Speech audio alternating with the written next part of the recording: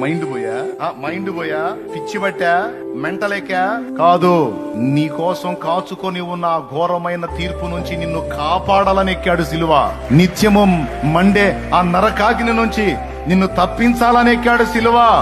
పిచ్చి బట్టి కాదు. ఒక చేతిని నల్లగొట్టుకుంటే నేను పిచ్చోడన్నావు, మరి ఒళ్ళు అరికాలు మొదలు నడినెత్తి వరకు, శిరం మొదలుకొని సిరి పాదం వరకు సర్వ శరీరము తూట్లు చీలికలు పేలికలై సిలువలో వేలాడాడు నా ప్రభు. ఎందుకంటే ఆ పని ఆయన చేయకపోతే తన పిల్లలు నరకం తప్పించుకునే ఛాన్స్ లేదు కాబట్టి మహిమను వదిలిపెట్టడానికి ఇష్టపడ్డాడు. మట్టి మనుషుల్లో మనిషిగా పుట్టడానికి ఇష్టపడ్డాడు. అరచేతుల దెబ్బలు తినడానికి ఇష్టపడ్డాడు. ఉమ్ములు సహించడానికి ఇష్టపడ్డాడు. కొరడా దెబ్బలు తినడానికి ఇష్టపడ్డాడు. అవమానకరమైన మాటలు పొందడానికి ఇష్టపడ్డాడు. ఇదంతా ఎందుకోసం? ఏం పాపం చేశాడు, ఏం తప్పు చేశాడు ఒకటి చూపించండి. ఏసై చేసిన ఈ పాపాన్ని బట్టి ఆ శిక్ష పొందాడని.